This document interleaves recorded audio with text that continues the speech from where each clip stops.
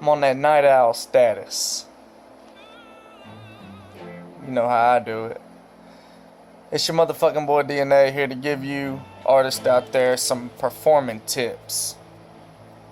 Now, when you're on stage performing whatever song for whoever's listening, here's a great tip. It's always much more entertaining for the crowd if you're performing your rap or song or whatever you're doing off just the instrumental alone. There are some exceptions. I've even rapped over my own songs before with the real song playing in the background. I'm not going to sit here and say I never have. Sometimes it was because I just couldn't find the instrumental and I wanted to perform the song. And if that is the case recently at all, I let the crowd know that. I'm like, look, sorry, I don't have the instrumental to this, but I wanted to do this for y'all anyway, so I'm just gonna have to rap over the song. I hope y'all like it anyway. Cause I've had people after a performance come up and tell me it was kind of hard to distinguish your vocals from the actual track, especially if you can make yourself sound just like the track. But they're hearing that music, you know what I'm saying? And your vocals from your song are blasting at them, man. So it's hard for them to focus on what's coming out of your mouth into the mic. But that's a real tip for y'all, man. If you have the instrumental, it's best to learn it and just rap it off the instrumental. You know what I'm saying? Here's some tips you can do with that though. Say you got a hook in your song. You can keep the vocals in the hook. Like if I did Lock and Load live or The Real Rap God or something like that, I'd keep the hook in there. It helps you to be able to regain breath in between your verses if you've got complicated verses. It also helps you allow to harmonize yourself with the hook if you were singing or something, and you can actually make that sound pretty good.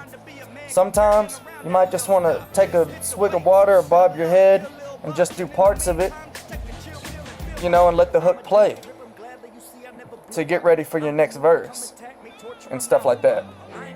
But if you're rapping your verse with the verse from your actual song playing, it takes away from the performance for the audience. You know what I'm saying? Like Tech Nine or great artists like that, Eminem, they don't rap over their raps. They got the beat playing and they're killing that shit. It's a much more real effect for the crowd because they're like, man, he's really doing this. You know, if he fucks it up, if you fuck it up, you fuck it up. You might fall completely off, you know what I'm saying? But that's the whole point of performing, man. You're there to show that you can actually do this shit in real life. You know what I'm saying? So yeah, it's better to rap just off the instrumentals alone, man. You can leave some hooks playing. And here's another good thing, you can go into your program. That's why if you ever record a track that you feel like you can perform live, make sure you save it. Save the work in the program so you can go back, take out your verse, and guess what? You can leave your ad-libs in there. You know, like fire. If fire was an ad-lib that you said kind of crunk in the background, you can be like, never gonna retire, and the retire plays. As long as I'm on the stage spitting that fire and fire hits in the background. That's okay. You can keep your ad-libs. You can keep the hook in there, you know what I'm saying? But do most of the verse for real in real life for the people there witnessing it. They're going to respect you a lot more. And if you couldn't do it, just let them know, you know?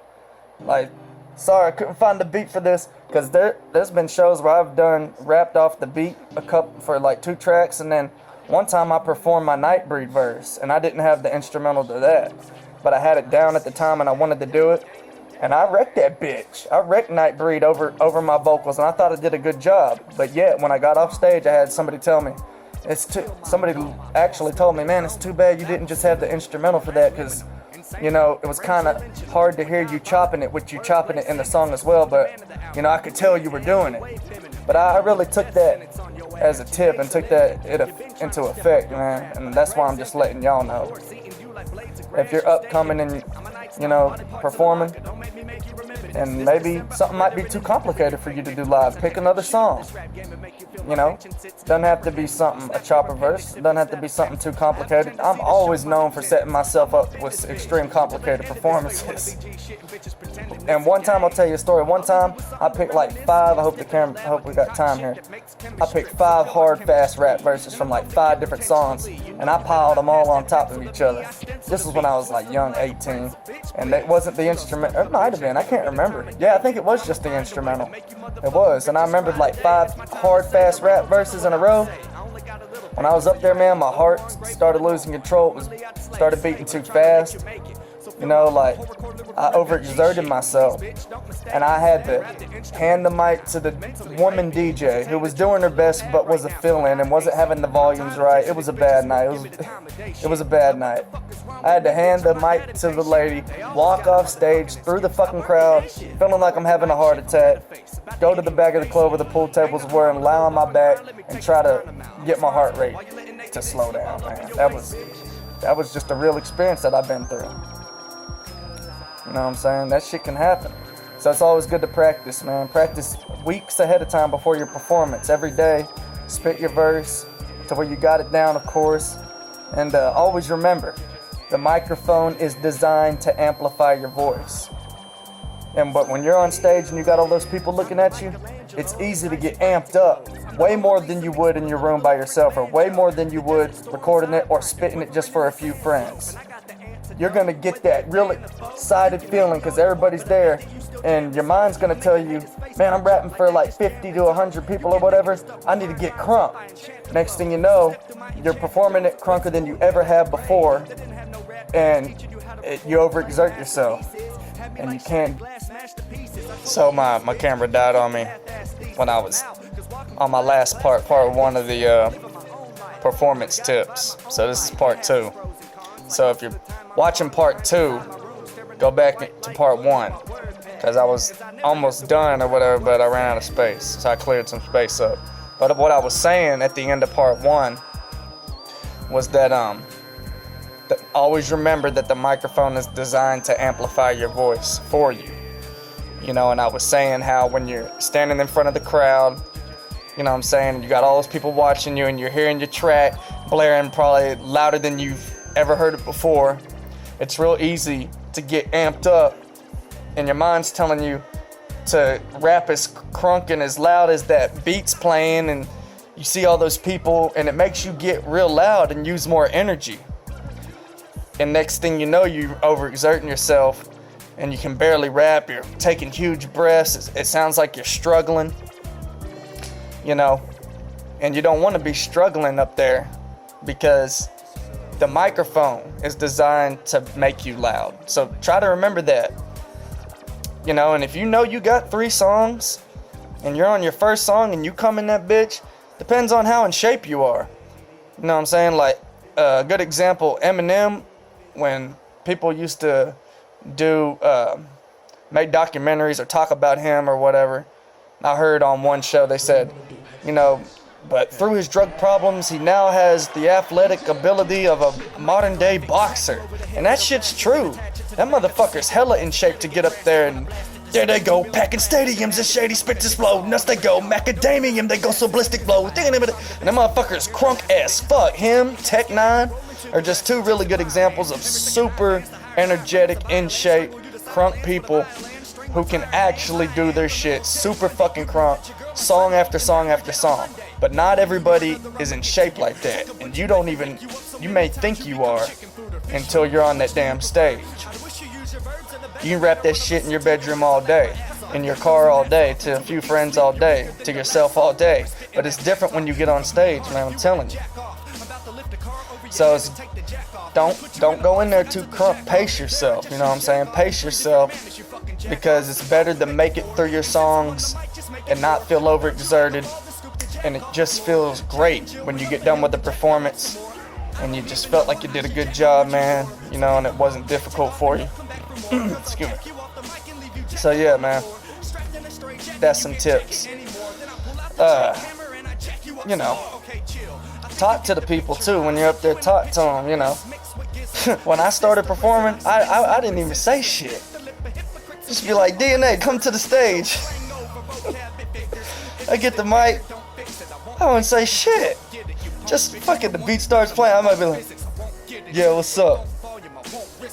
About to wreck this bitch. You know, that's my young days. What's up? About to wreck this bitch. Just say some shit. Some shit like that. Nobody knows who the fuck I am. But when the beat dropped, I wrecked that bitch. Everybody was like, damn! Clapping like a motherfucker. You know, shaking my hand, signing autographs. Last time I performed, my most recent performance, it was at Club Fusion in Tyler. I just got a spot. It wasn't like a headline. I got to do a couple tracks. And I got the mic. I was like, what's up, man? It's your boy DNA. Repping that Tyler, Texas. True Lyricist in the house. And if y'all want to see some amazing shit, I suggest everybody come here to the floor right now. I ain't playing. All y'all in there in the bar, because the bar was in another room, come out of that bar and come in here. God dang, man. I keep running out of space, man. Okay. I didn't want to have to put this on my laptop and put all these together, but I'm going to have to.